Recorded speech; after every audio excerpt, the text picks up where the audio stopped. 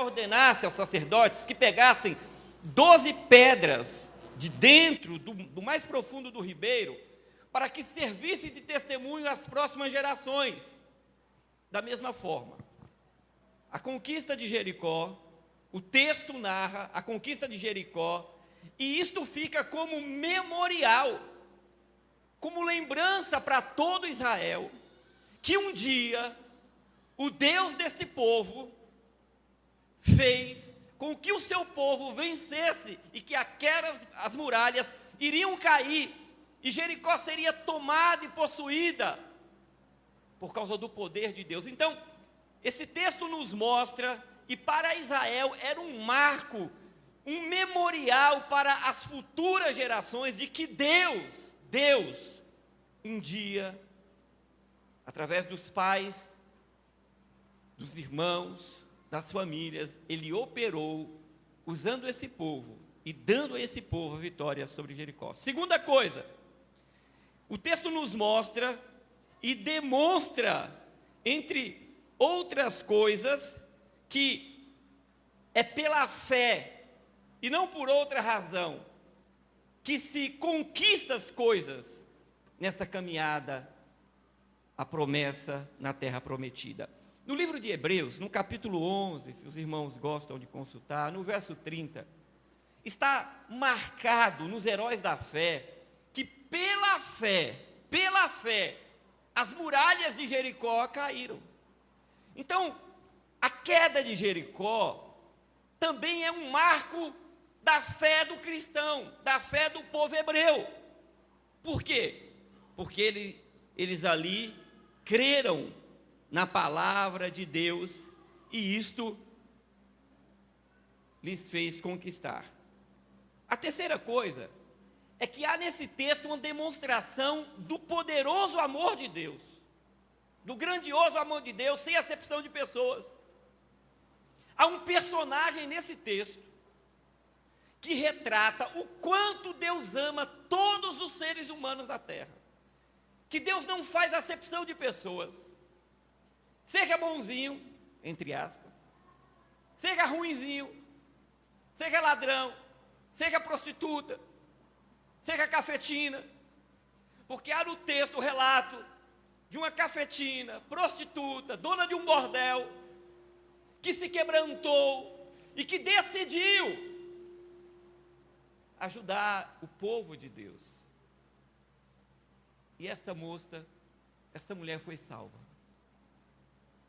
Então, a tomada de Jericó também nos ensina o quanto o amor de Deus pode transformar alguém e pode salvar através do seu poder. E eu queria então começar com os irmãos no verso 1.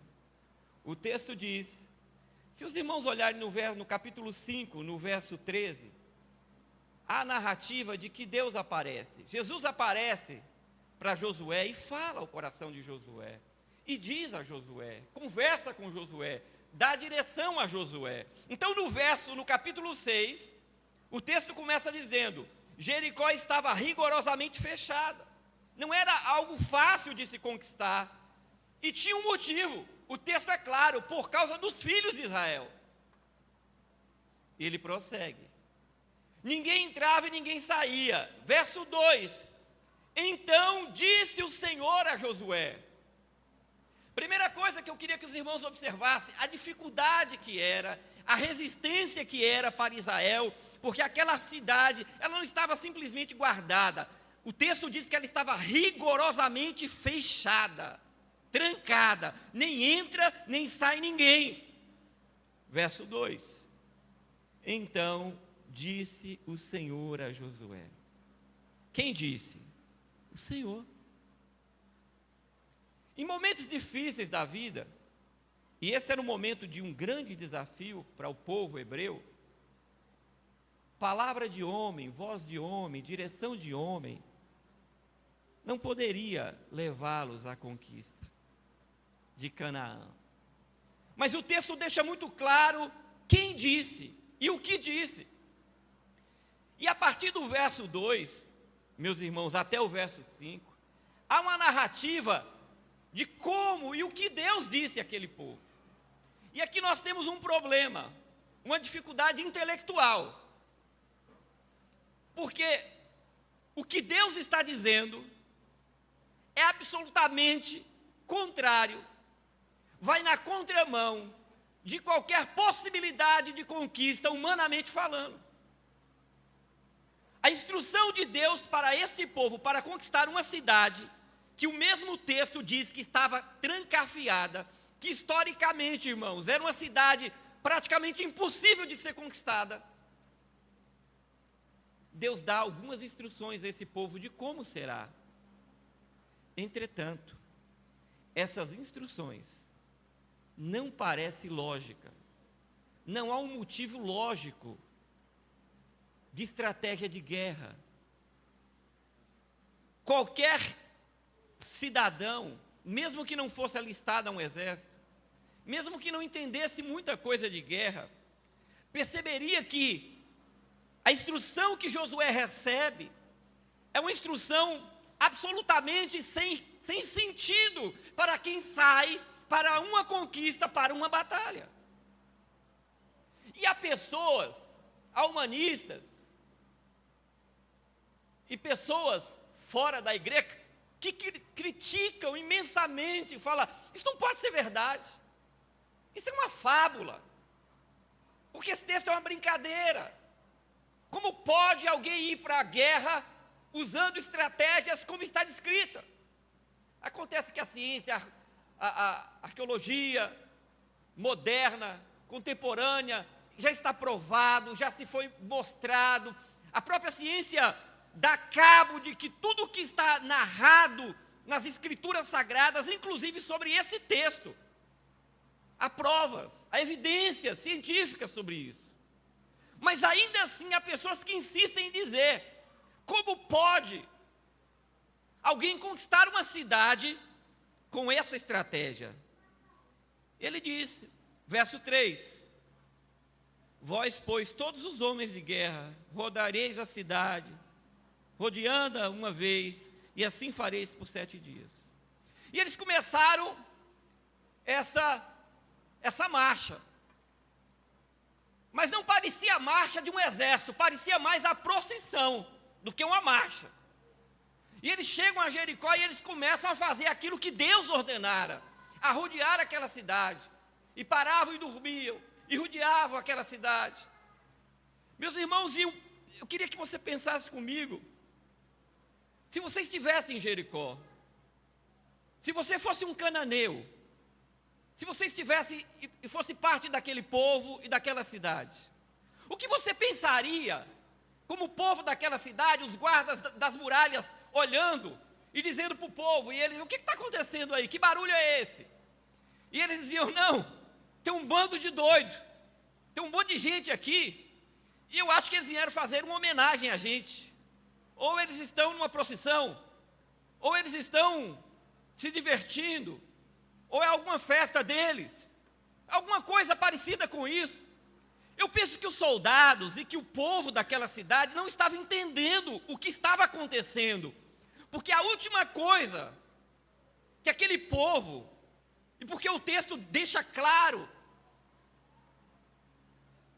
era que eles achassem que Israel iria fazer alguma coisa contra eles, porque não havia arma, não havia canhão, não havia flechas, havia chifres de bode, havia sacerdotes com roupas, a arca, um povo andando e rodeando, havia tudo que parecia qualquer coisa, menos uma estratégia para vencer aquela cidade. Pense bem. Então, lá de cima, eu penso que eles debochavam, e eles iam, e diziam, nós não sabemos o que está acontecendo, mas também não nos importa. Se querem perder tempo, que fique aí, porque Jericó está rigorosamente fechada, e daqui, ninguém entra e ninguém sai. Essa é a situação que nós percebemos aqui. Mas havia uma instrução do Senhor e que Josué transmitiu àquele povo. Veja o verso 17. Ele diz assim: porém a cidade será condenada. Vamos para o 15, para a gente entender melhor. No 7º dia, de madrugada, ao subir da alva, e da mesma sorte, rodearam a cidade 7 vezes. Somente naquele dia, rodearam a cidade 7 vezes. E sucedeu que, na 7ª vez, quando os sacerdotes tocaram a trombeta, disse Josué ao povo: gritai, porque o Senhor vos entregou a cidade. Aí no verso 17, porém a cidade será condenada, e tudo quanto houver nela. Somente Raabe,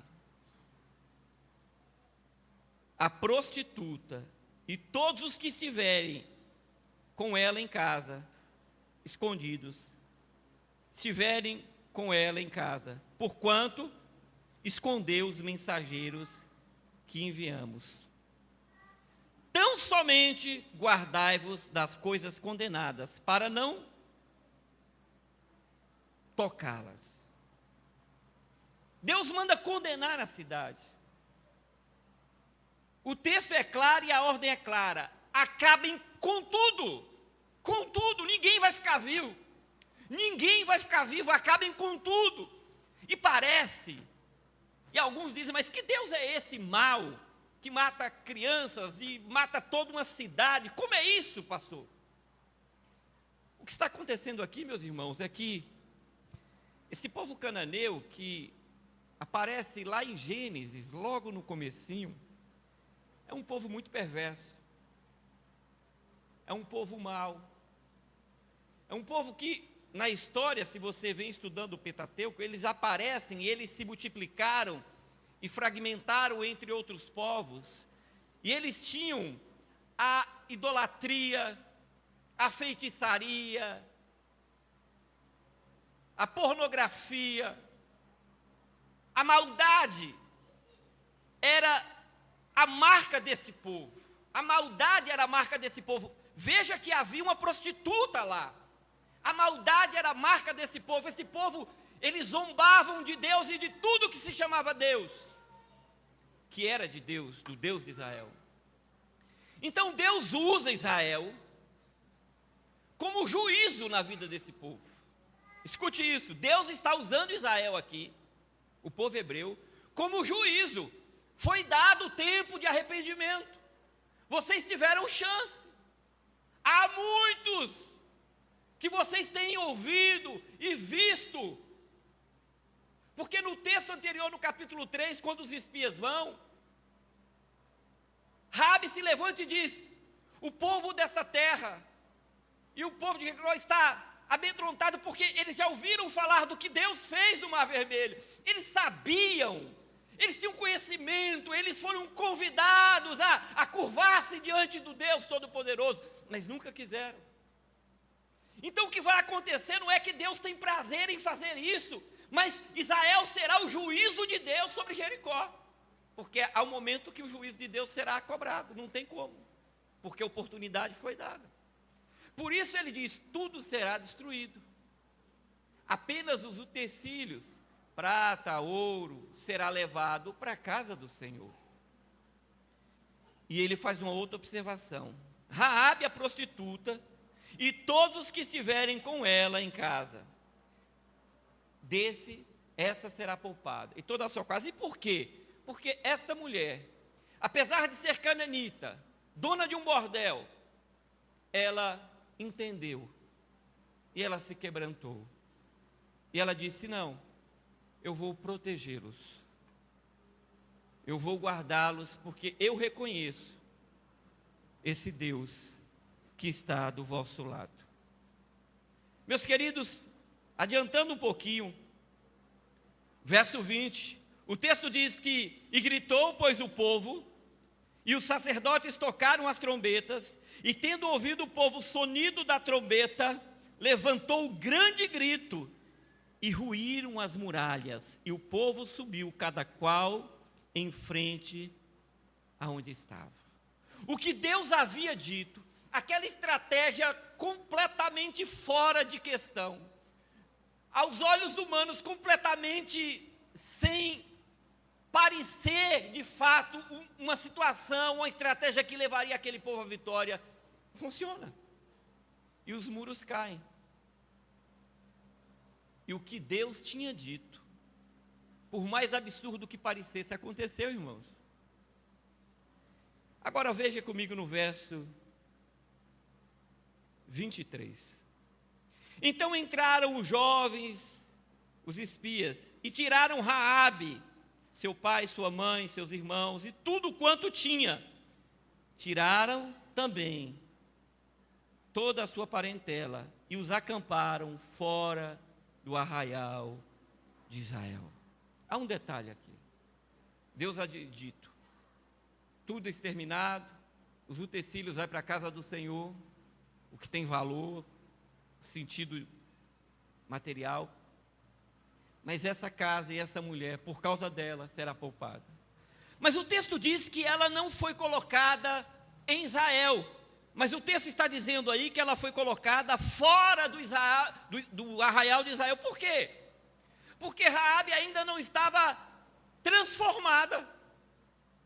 Raabe havia decidido, convertido, mas era preciso um tempo, não é assim quando alguém se entrega a um processo de... Então ela não estava inserida ainda na comunidade de Israel, mais perto ali, no arraial, do lado de fora.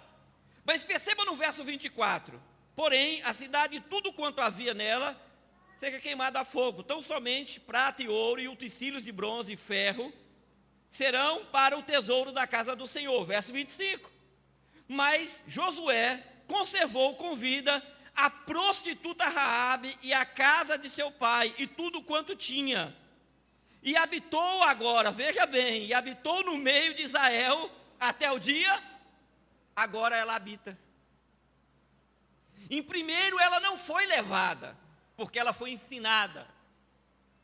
Ela foi para a escola bíblica. Ela foi para um PGM, ela começou a aprender. Ela foi purificada de toda a mazela, de toda... Então ela primeiro estava fora, mas agora Josué a traz para dentro da comunidade de Israel.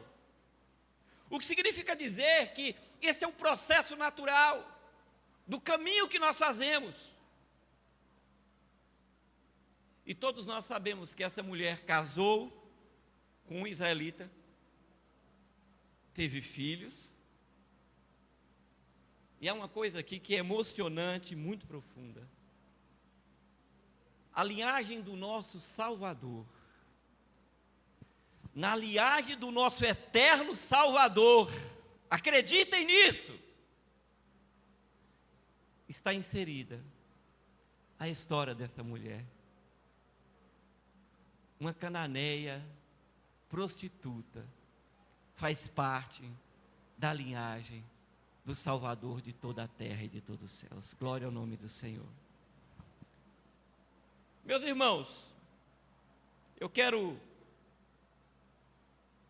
trazer para os irmãos aqui, já indo para o fim, algumas lições que esse texto nos ensina e que nós precisamos pensar. A primeira coisa é que nós temos muralhas e estruturas grandes e monstruosas nessa caminhada, a nossa Canaã espiritual. Amados, ninguém veio para essa terra brincar de passatempo. Nós estamos numa batalha. Se Jericó era necessário ser passada, se para conquistar a terra e a promessa era preciso avançar sobre Jericó, ainda que fosse realmente algo aparentemente impossível, da mesma forma, todo cristão que se alistou no exército do Senhor, entenda isso, você que entrou aqui nessa noite, eu não posso mentir para você e dizer é fácil, porque não é. Se quer vir para o lado do exército do Senhor, tem que ter consciência, tem luta e batalha, mas também tem vitória. Ninguém pode chegar a Canaã sem passar por Jericó. Jericó são os momentos de dificuldade. Há lutas, há muralhas imensas na minha e na sua vida. Irmãos, não é brincadeira. Todo mundo enfrenta dificuldades. Nós estamos caminhando e temos resistências do momento que deitamos ao momento que levantamos. E eu queria citar pelo menos 3 aqui nesse primeiro ponto: a carne, o mundo e o diabo.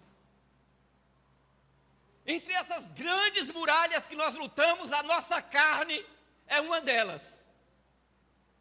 Eu e você, da hora que levantamos, à hora que dormimos, estamos lutando contra a carne, uma natureza caída, pecaminosa. Não existe um bom, sequer o texto bíblico diz em Romanos.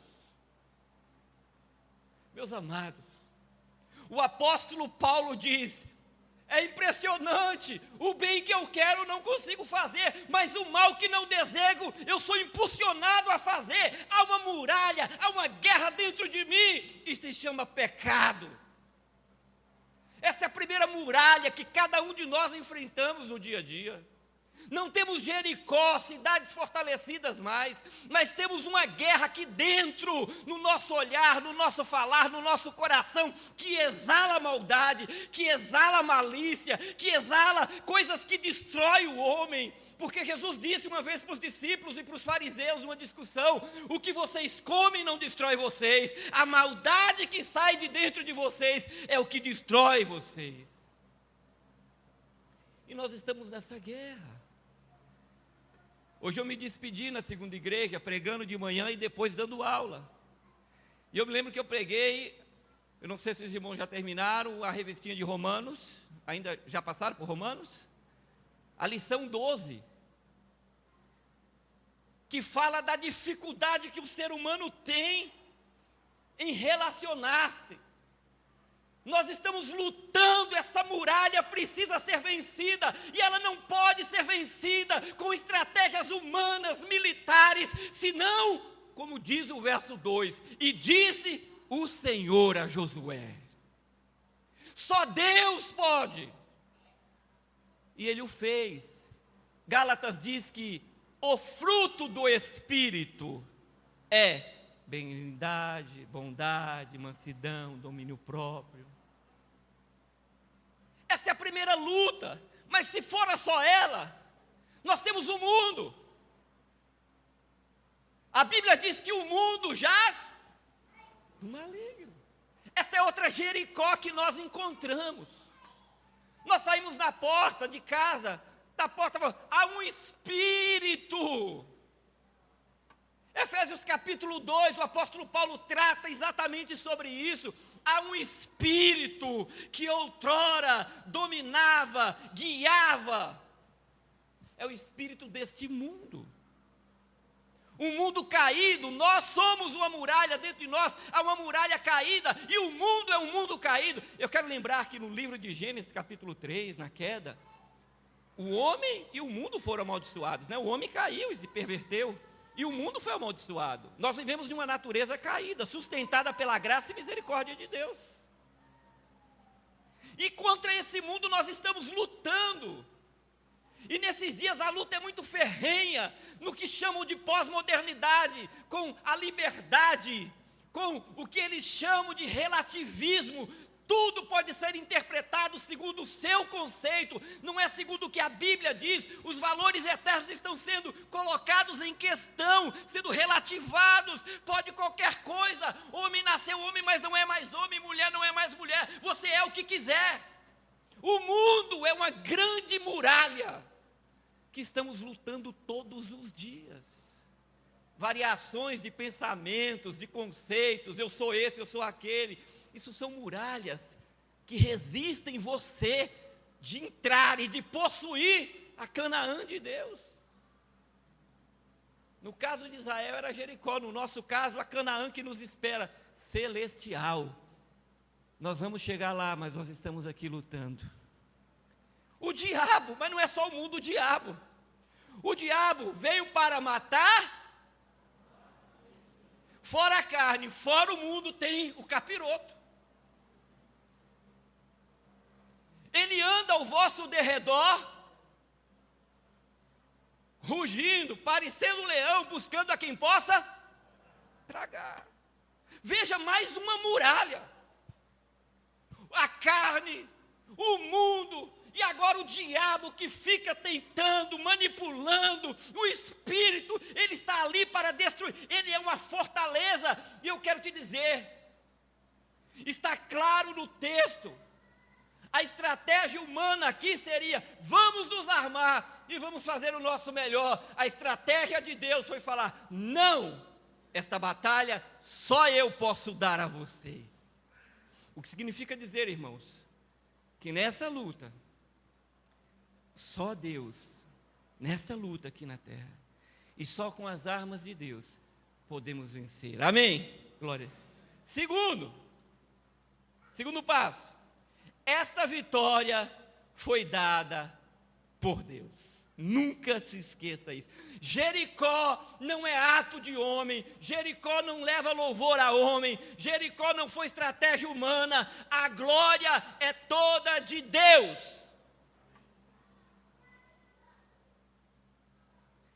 Sabe por que Deus não deixou eles pegarem nada?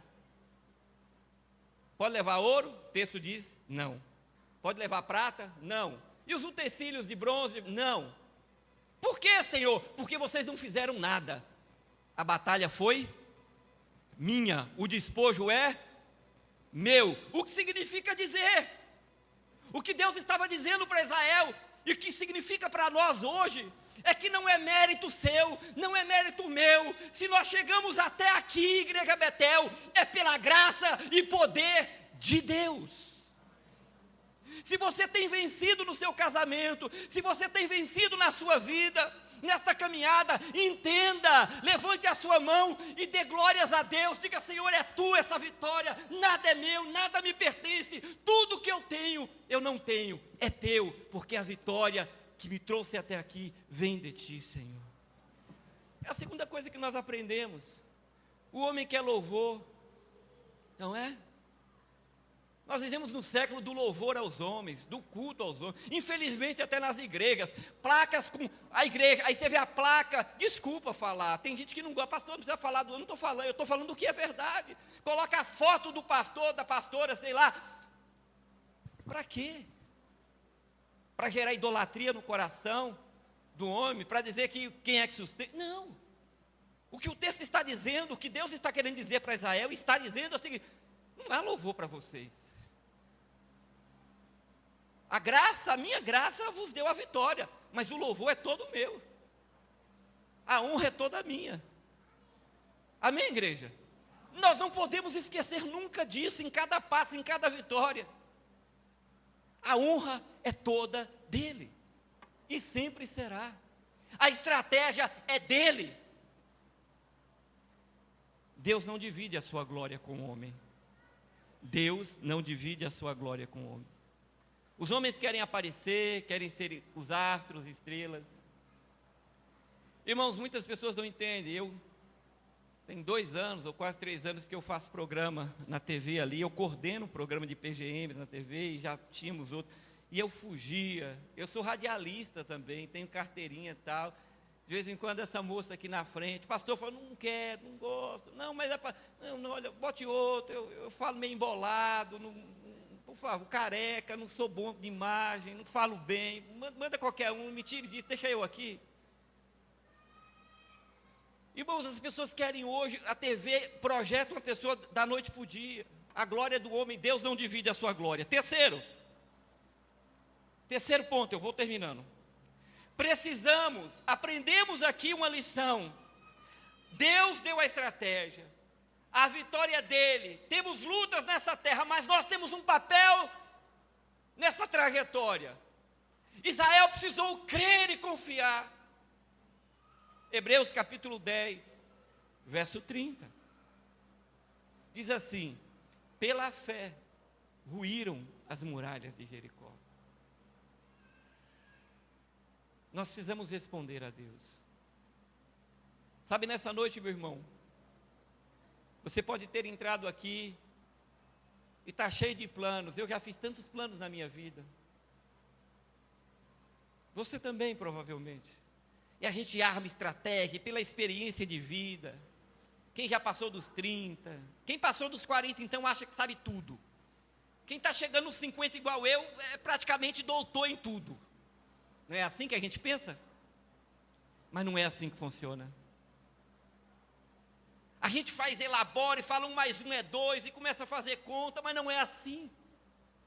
É preciso esquecer tudo isso e acreditar em um plano completamente doido, sem noção, porque as coisas do Senhor são assim. A Bíblia diz no 1 Coríntios que as coisas do Senhor são loucuras para o mundo, e o mundo não pode entendê-las. Jericó e aqueles homens falaram: o que é isso? Eles estão fazendo o quê? Que brincadeira é essa? Mas é dessa forma que Deus te dará a vitória, mas você precisa responder e dizer: Senhor, eu cansei das minhas estratégias, do meu jeito, da minha forma de ser, de fazer. Deus, por favor, em nome de Jesus, eu quero crer. Diga, se é para ir plantando bananeira eu vou, mas se o Senhor disser que é assim que vai vir a sua graça na minha vida, eu farei. Amém, igreja? Nós precisamos ter fé. O papel desse povo foi acreditar. Josué creu naquela estratégia, ouviu, chamou o sacerdote, chamou o povo e disse: será assim, e ninguém questione, é assim que será. Deus disse que será assim, vamos crer em nosso coração. O mundo está se acabando, alguns dizem. Alguns confiam em carros, outros em cavalos. A Bíblia diz que nós devemos confiar em nosso Deus, e somente nele. Significa crer em Deus. A terceira lição nessa passagem é que nós precisamos ter fé e acreditar que Deus está no controle de todas as coisas e Ele é quem vai dar a direção para as nossas vidas. Amém, igreja?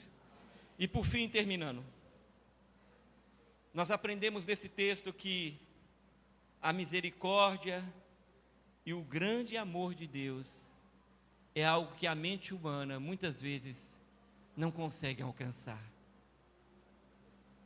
Fazemos acepção de pessoas até dentro da igreja. Olhamos para o mundo pervertido, pessoas que de fato são pervertidas. E eu quero encerrar exatamente nesse ponto. Pessoas que a gente olha assim e fala: isso é abominação a Deus. Isso é simplesmente... eu não quero nem chegar perto de tal indivíduo ou de tal... E eu entendo, irmãos. Mas há muitas dessas pessoas que estão querendo dizer sim a Deus. Há muitas dessas pessoas que estão ali acorrentadas pelo inferno, trancadas em Jericó, nem entra nem sai. E quando aparece um anjo do Senhor enviado... e diz: olha, mas Deus vai destruir tudo isso aqui. Ela falou: eu acredito, por favor, eu me rendo a esse Deus. Eu não tinha como sair, eu estava preso aqui, por favor, eu quero mudar de vida. Eu estou administrando esse bordel, não é isso que eu quero para a minha vida. Eu já ouvi falar desse Deus de vocês. Ele pode salvar, Ele pode mudar a minha história. E esse anjo vai dizer: pode. Mostre uma atitude para que Deus dos céus tenha misericórdia de você. A quarta lição que aprendemos aqui é que precisamos olhar para o mundo perdido, caído, pervertido, mas precisamos olhar com o olho de Deus e dizer: Senhor, Tu podes mudar e transformar qualquer que seja o ser humano. Porque Deus não faz acepção de pessoas, irmãos. Nós fazemos, Deus não faz. E aprendemos nesse texto o quanto devemos amar com o amor de Cristo. E olhar com misericórdia para cada ser humano. Dizer: Senhor, o Senhor morreu por essa pessoa. E orar para que o Espírito Santo faça a obra de converter a vida e o coração dessa pessoa. E ela responder a Deus. Dizer: eu quero mudar. Que cada um de nós sejamos esses anjos que entraram em Jericó, que foram aqueles espias. Aonde estivermos andando por aí. E que vida se curva e diz: me tire daqui.